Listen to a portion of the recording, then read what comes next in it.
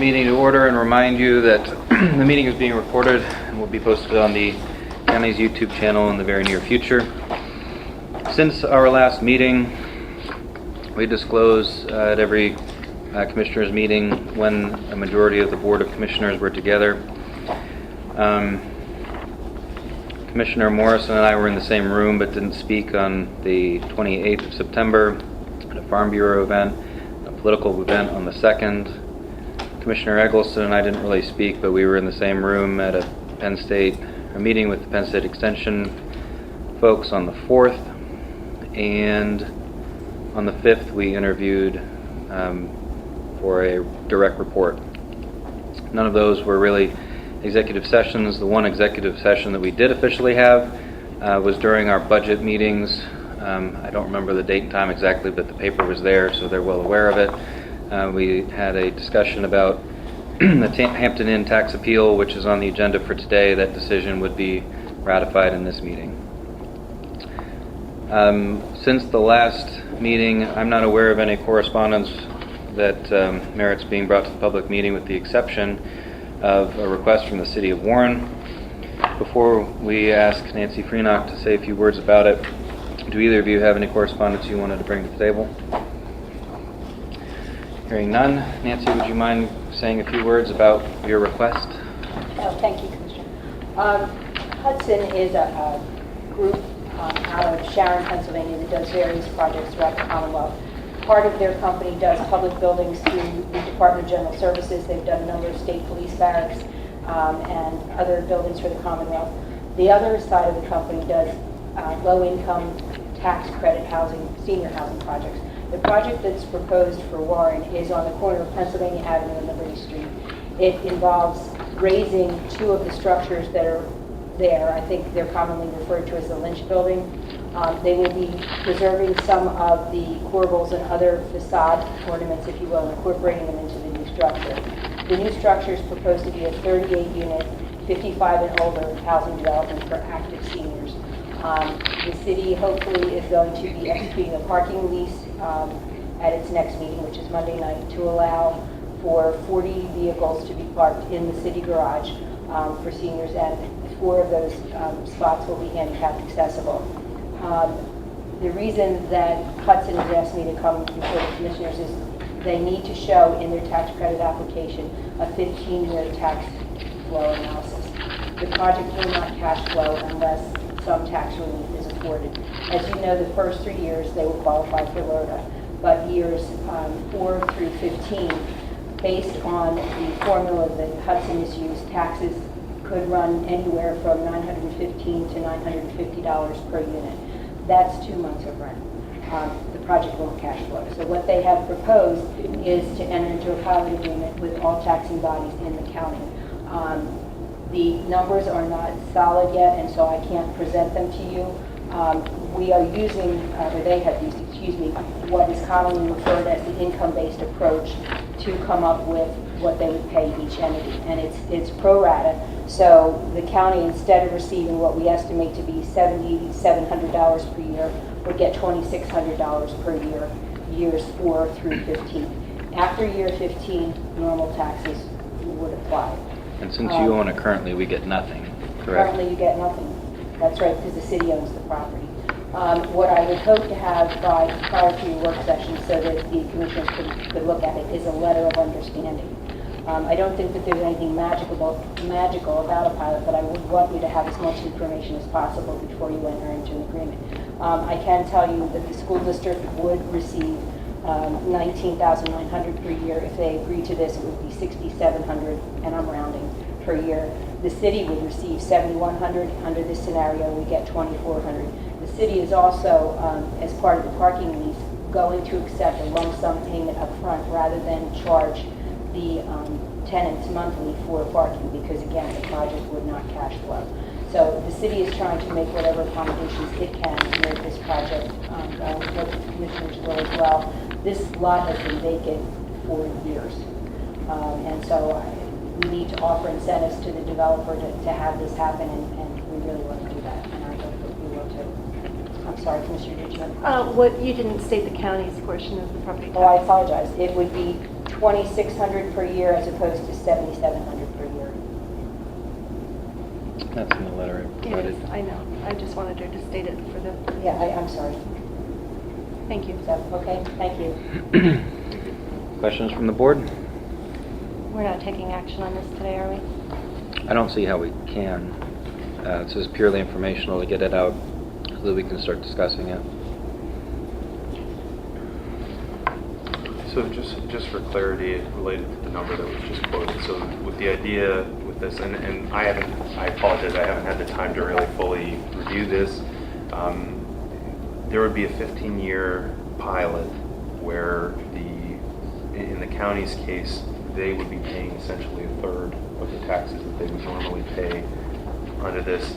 Is this organization or anything associated with it nonprofit? I mean, like, or is there a nonprofit? Well, it's component?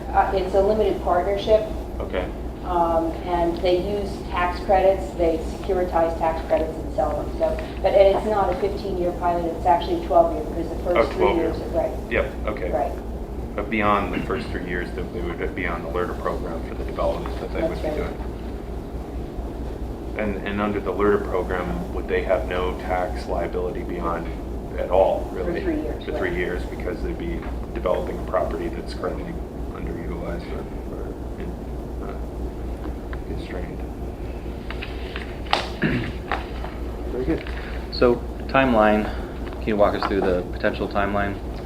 The applications are due in the beginning of November, and Pennsylvania Senior Housing Associates, which is the limited partnership that's developing this property, has asked that action be taken as soon as possible because they have to run all of their numbers to show the cash flow and present that with the application.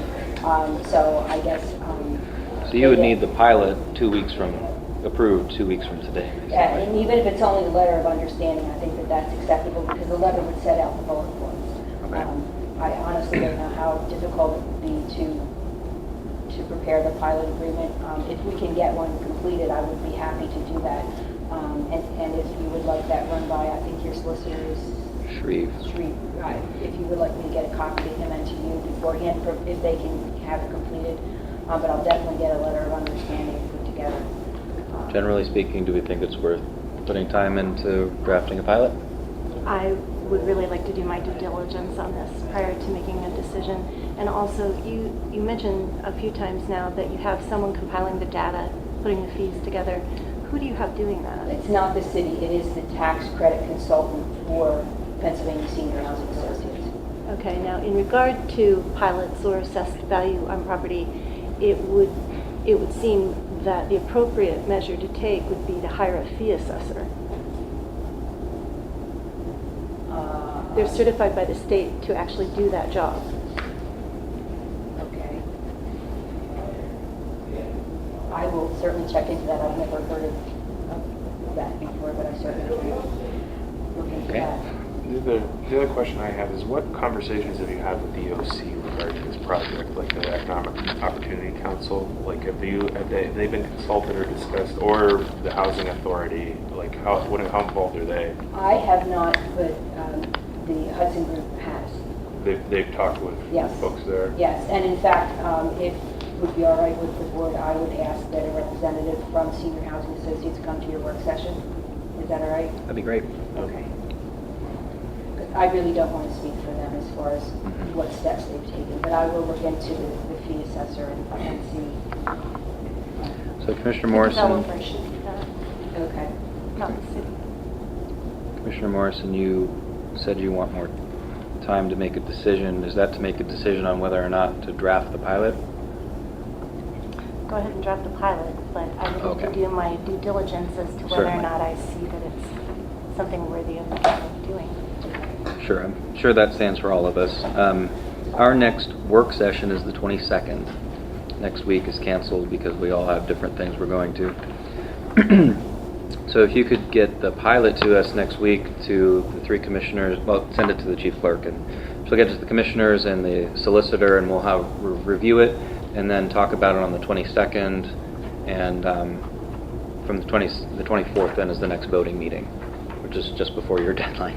Right, the that's last great. one. So, but I will have Kelly Cody and Tyler Hudson on the 22nd to answer any of your questions. Okay, and can we get that on the agenda? Very good. Okay. Any other questions for Nancy?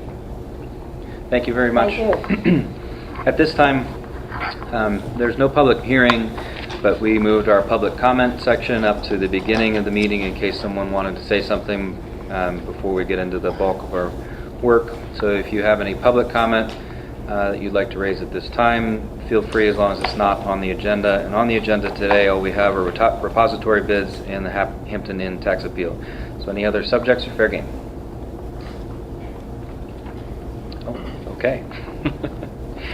Then moving on, does everything look correct on the agenda? I would request that we amend the agenda in order to include a new business item that would be a discussion and a vote to essentially determine, like make a final determination of what to do with a handful of properties that have been essentially acquired by the county via the DA's office through an asset forfeiture. You're wanting to do that in a public meeting? Well, we will be, I'm proposing that we have an executive session prior to the vote in order to discuss it with the solicitor and then make a final determination. The solicitor has done some research on this issue, and essentially we have to decide how we're going to move forward, and it needs to be, I think that vote needs to be taken in a public meeting in order to deal with it. And for background, as a part of a case that happened a couple of years ago, the property was seized through Frank Geiger and a number of others. So this has been something that the county, and there were some clerical errors as a part of that seizure. And so the county's been trying to figure out how to deal with the situation in the most orderly fashion, and it's been kind of a challenge because it's not something that the county generally engages in. So the goal is going to be to have a discussion about kind of finalizing how this is handled going forward. Very well. Why don't we add that to the very end, and then we can go into executive session in the side room to talk about that before coming back out for vote. Anything else with the agenda? Have you had a chance to review the minutes, and do they meet with your approval? Yes, I moved to, I'm sorry. No problem. Not any longer. Fiscal report? You have the fiscal report in front of you. We've already receiving some tax receipts, so our balance is at 2.8 million, and the yearly bank accounts are 200. Healthcare came in about the same, and the actual is about 50. Which came in after I prepared that. Yeah, you have a 55,000 estimate, the Yeah, actual is 50? the actual today is 50. Yeah, it came in late this morning.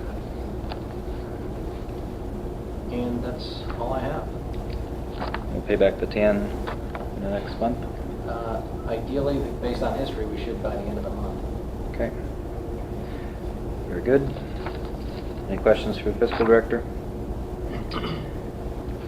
Proclamations. We don't have any. So I would ask for a motion to approve the agenda minutes from September 26th and the fiscal report. So moved. Second. All those in favor? Aye. Aye. Opposed? Motion carries. There's no old business on the agenda. New business, we have repository bids. I would ask Phil Gilbert to present them. You have the two repository bids in front of you. One property in Pleasant Township, which is a .15 acre wooded lot, owned by William Kirkwood. Bidder name is Dean Kestner. Bid for $250. And another property in the city of Warren, owner Eugene Whipple and Stacy Arble. Bidder is the RDA. Their bid is $930. That one's on West 5th Avenue. Very good. Thank you. Any questions for Mr. Gilbert? Just for clarity, you've already instituted the program where you're, like, the initial bid has to be at least the fees, right? Yes, correct. Okay. So the one for William Kirkwood, the bid is $250. That's an older property. It's been on the list for quite some time. So yeah. And then the other one's pretty. Okay. Very good. Any questions?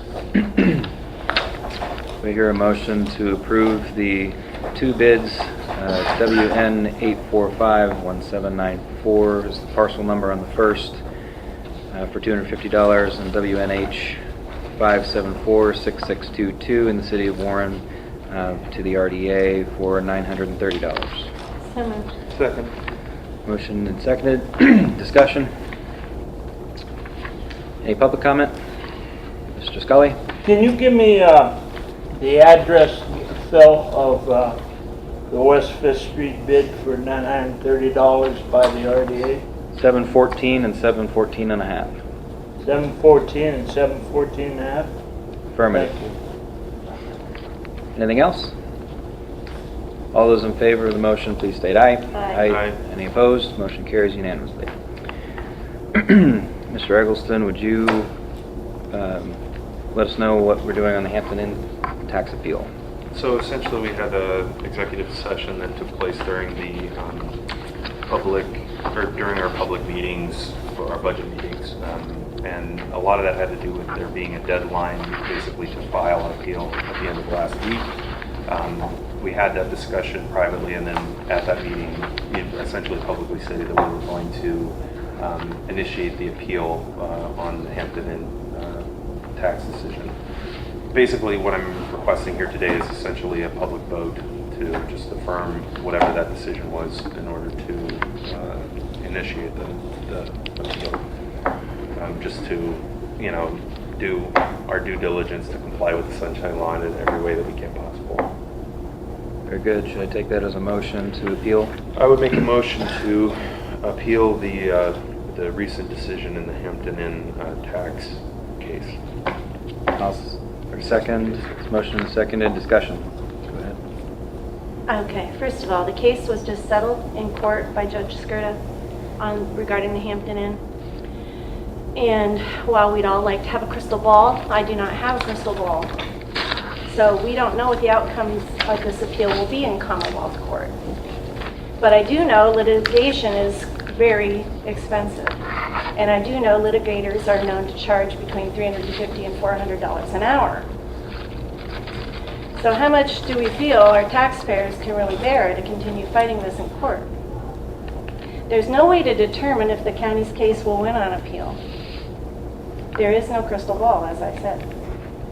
So we should live with the determination, in my opinion, that was rendered by our local court and stop spending the people's money to fight this. That's my opinion. Commissioner Eggleston?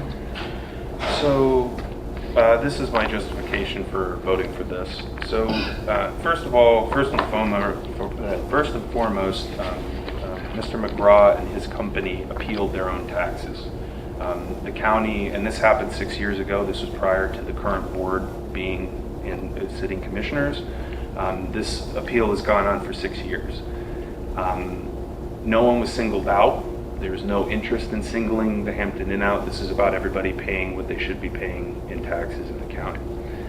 So, first of all, over the course of the past, whatever it is, 9 years, it is estimated on our end, at least through all the work that's been done as a part of this appeal, that the Hampton Inn is currently paying roughly a third of the taxes it probably should be paying in the county.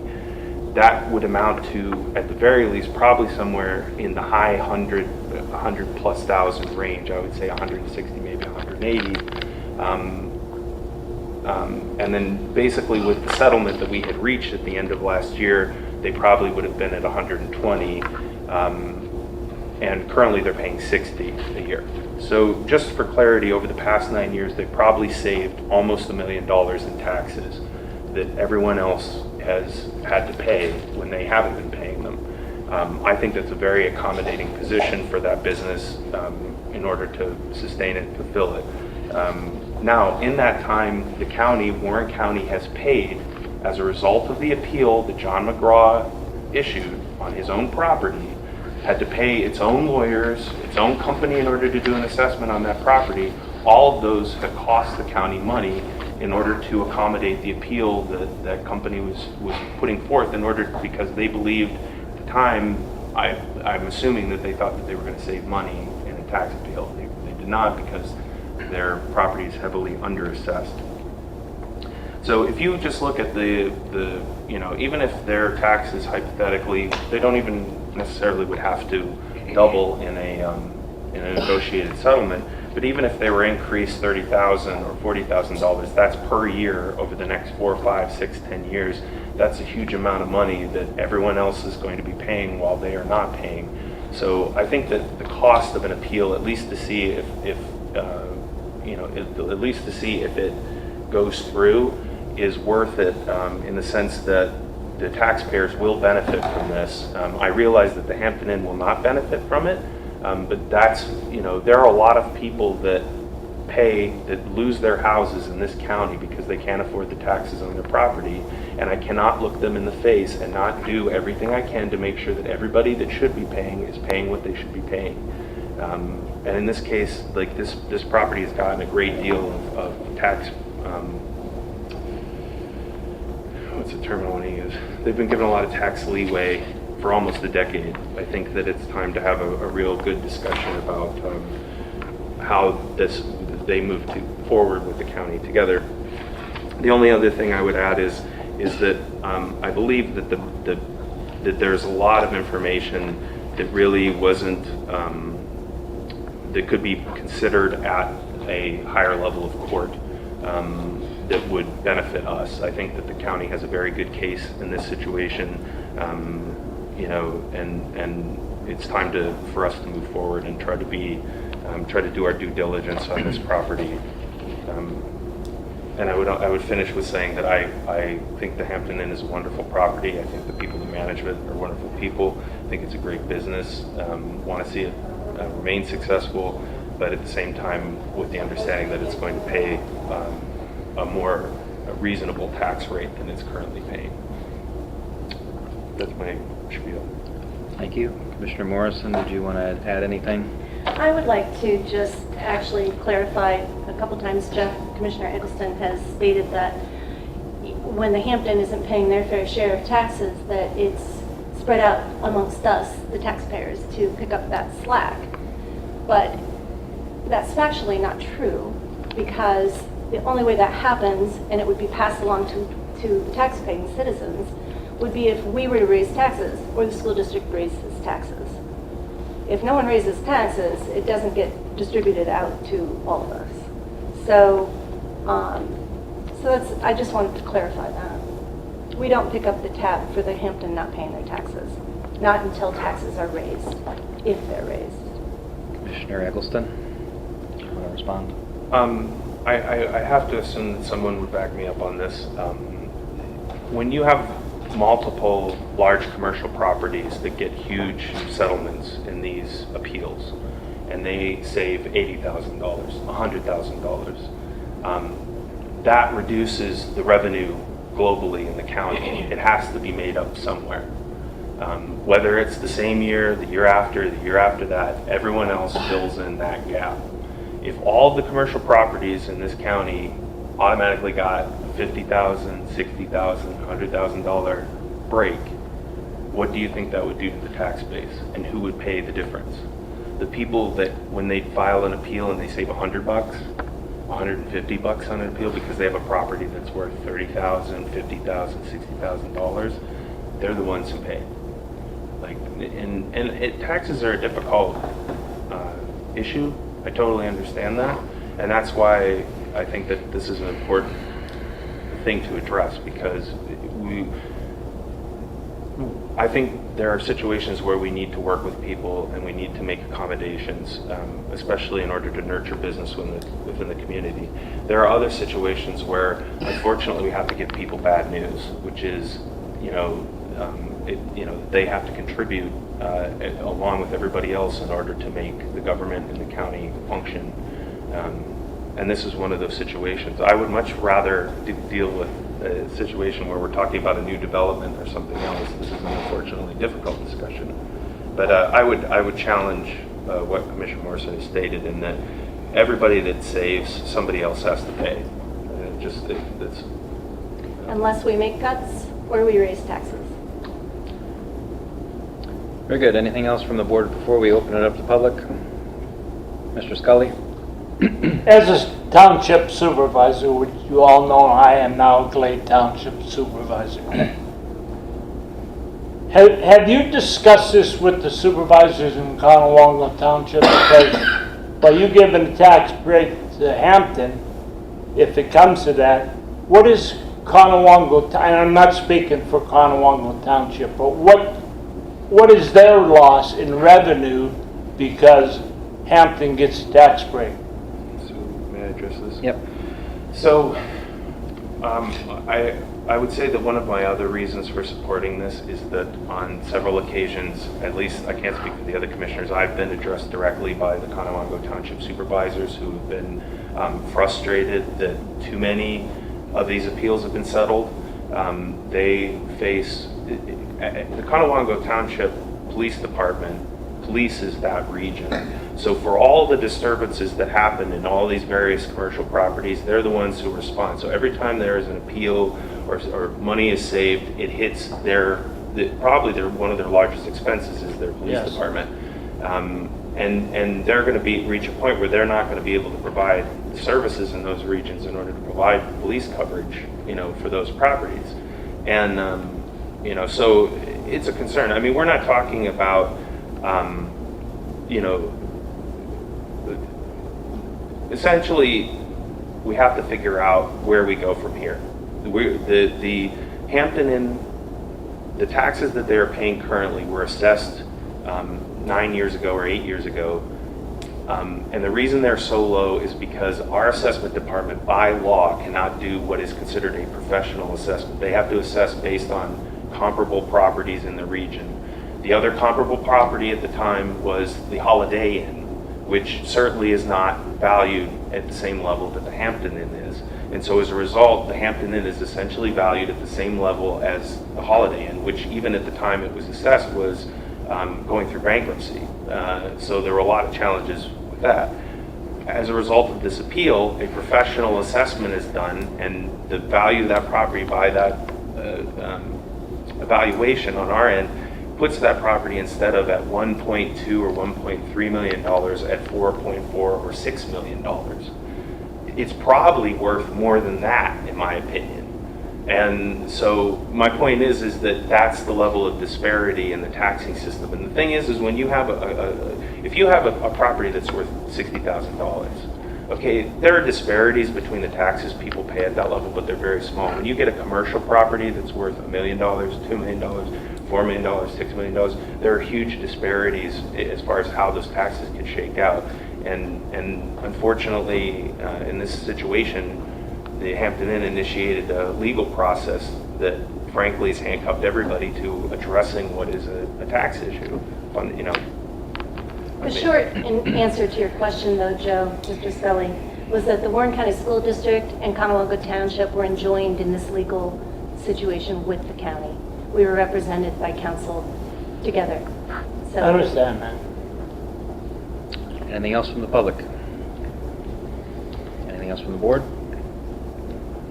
I would just sum up without anything really new, but to say that I think the debate about whether or not allowing the Hampton Inn to go forward with such a low property tax assessment is a moot point, because we did raise taxes in 2017, and we have had to raise tax because businesses are not paying their fair share, and that includes the Hampton.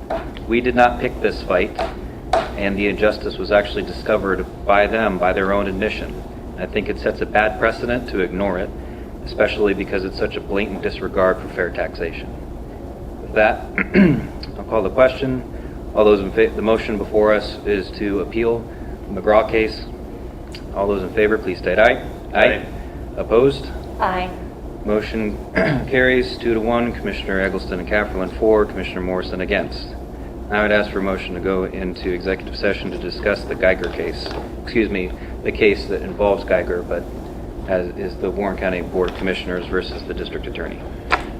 I would make a motion to go into executive session to discuss the situation between the county commissioners and the district attorney's office. Second. All those in favor? Aye. We'll retire to the other room for a couple minutes. If we come back and no one's here, we'll understand.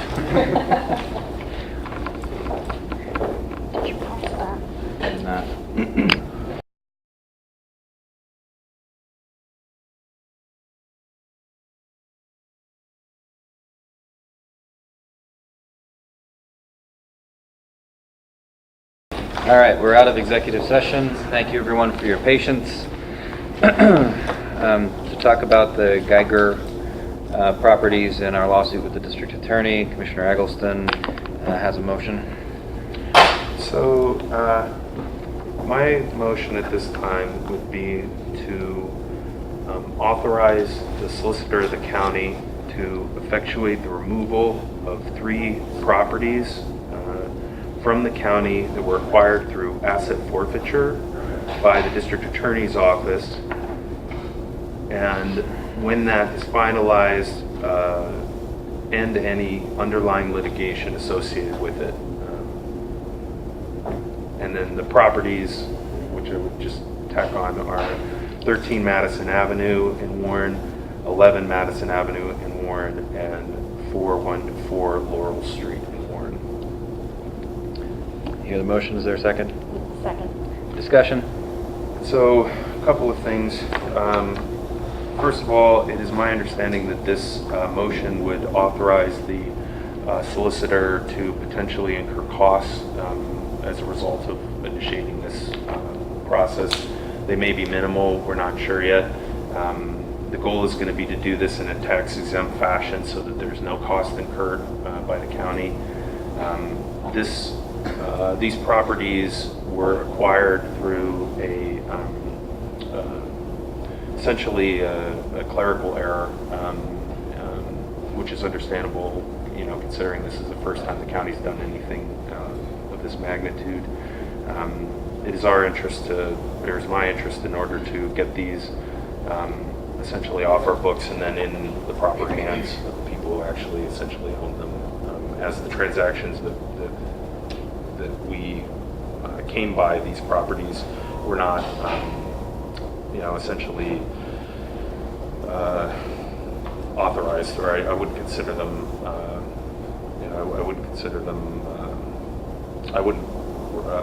I'm trying to think of what the term is. I wouldn't recognize them as being authorized by us. Commissioner Morrison, anything to add? I don't have anything to add. I don't have anything to add. Solicitor? No, quite clear. Thank you. Public comment? How did the county get these 3 properties? Well, so basically, as part of this process of litigating and investigating Frank Geiger, there was an asset forfeiture. So his estate, or and not only him, but others associated with him, their property was seized. And as a part of it, for the first time that I'm aware of, the county basically took control of these 3 properties through that process, which was a court order. The commissioners at the time were not notified, and I understand to some extent because this was the first time this was being done. Nobody, everybody was kind of trying to figure out how to move it forward. Basically, once we got them, it was apparent that we shouldn't have them, that it's not our responsibility, and it's something that needs to be, it's not the responsibility of the county taxpayers to foster or control or maintain these Are properties. these considered blighted in the city? I would say that they would be blighted. They have no intrinsic value. No one is living at these properties currently. They're completely abandoned, essentially. So it eventually will turn over to the city's blighted property committee, which then will return it to their RDA. it would be my sell the assumption property that and a redevelopment authority would probably come into play with these properties once they're extricated. How long have you had these? Too long. Well, I realize that, but Probably a year and a half, 2 years. I think so. I think it's been at least a year and a half. So That, yep. we found out about it. We found out about it from a notification from the city, actually. So, obviously, this is something that we're trying to help figure out how to fix it. It's an error. in other words, they have to decide if they're worthy of demolishing or going to the RDA and trying to get a conservatorship and then selling them again? Are they in the condition where the city or the county, I guess, could demolish these and just sell the property that these buildings are on, if they're that blighted? I believe the problem is the liens that the city has on the properties. Then, I mean, my understanding of it is that the properties are in bad shape, and that there's probably no, at the very least, there's a very real possibility they could be demolished. And so the city has to try and cope to get their money on the liens, which Yep. if someone has to, if you go through the blighted or the RDA, if somebody buys them, they gotta, my understanding is they have to satisfy the liens, and they must be very large liens, or something would have been done earlier on them. Yep. Okay. Yeah, I mean, that process is a lot more formed than like us just kind of having these properties and then figuring out what to do with them. Plus, us owning them in any fashion creates a liability for the county generally Right. that it technically shouldn't be. You shouldn't have owned them in the first place. We shouldn't be responsible for Right. Anyway. I mean, there's no. So the city has lost tax dollars that the county didn't pay, because really you didn't know you owned these The things. properties were tax delinquent to begin with, as far as I know. They were never going to pay taxes anyway. Essentially, we've taken care of these properties now in the process of trying to figure out a way to extricate ourselves from it. So at the bare minimum has been done in the interim, in my opinion, in order to maintain them. Would I like a lush park in their place? With a lot of, something, yeah, absolutely. It's not, our goal is to try to right the ship and get these where they should be. So now it'll be turned over to the city, and it's in their hands to call blighted. No, it won't. Prior property owner? It would be the prior Prior property. property owners, but You have to understand that people previously owned this property, and essentially in this asset forfeiture, it was removed from them. Mhm. We're essentially giving it back to them. So that's all that's going to happen. so it's another year and a half going through the procedure. Our understanding is that once this decision is made, that this should be a very quick process. Ms. Frioch, you had a comment? Well, I just wanted to verify that it was done with the prior property owner, and Yeah. you would just be filing, I guess, a corrective deed or some type of deed? Okay, so we'll have to watch the transfers. All right, thank you. District Attorney Green? I wasn't going to say anything because I have counsel, but I am, because in a nutshell, what this breaks down to, Mr. Cotton, is that the drug task force forfeited these properties. When we did a title search, we did not check the sewage link through the separate title search. When we found, so it was my mistake, my office's mistake, that we did not research the sewage links. That was the only lien on the property. When we took those properties, we found out about the sewage lien, and the city wanted to solve the deep pockets of the county and decided we're going to continue on with those sewage liens and ask the county for that money. That's what happened.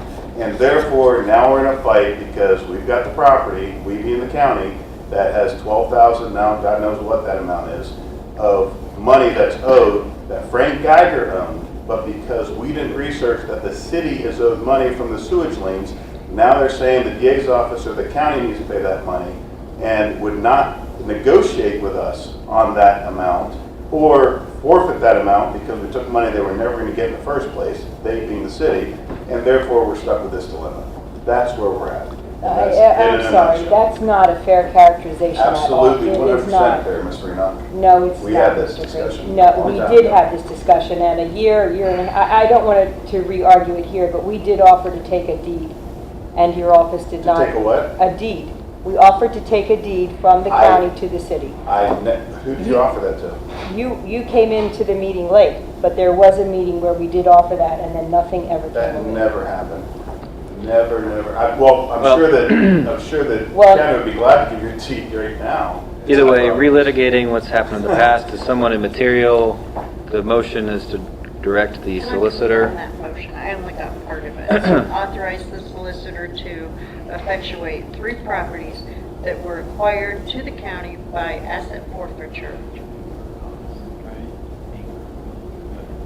So let me just, why don't I just cut out all the effectuate language and whatnot?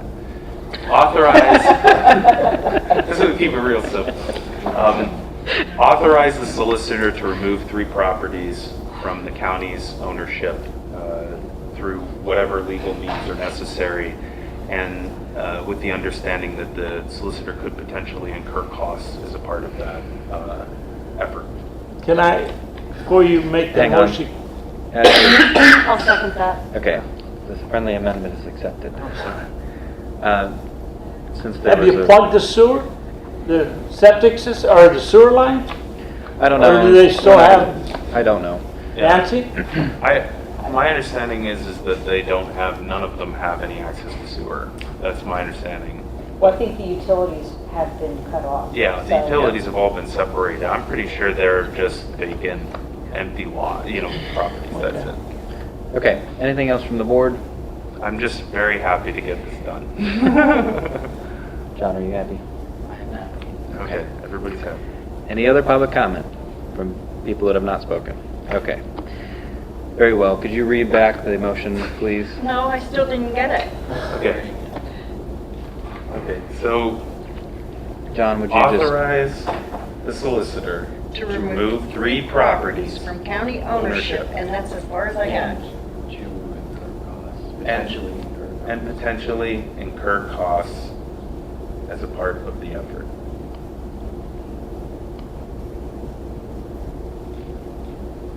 Very good. The motion is cleared to the Board of Commissioners, correct? Very good. All those in favor of the motion, please state aye. Aye. Any opposed? Motion carries. Personnel transaction report. No hires since the last meeting. Michael Noy at the 911 Center went from full-time to part-time. Peggy Spraveri was hired from part-time to full-time at the jail. Aaron Uber went from from an employee of the Prothonotari's office to deputy Prothonotary. And then in terms of separations, Rebecca Hanlon retired from the jail, and Cord Kinney left the district attorney's office. Anything else to add? Corrections? Do you hear a motion to ratify the personnel transaction report? So moved. Do you hear a second? Any discussion? Public comment? All those in favor, please state aye. Aye. Any opposed? Motion carries unanimously. Is there anything else that needs to be brought to the board? Very good. I would ask for a motion to adjourn. So moved. Second. Non-debatable. All those in favor, please state aye. Aye. Motion carries. We're adjourned. Thank you. Can we stay here for salad board? We are. Yes.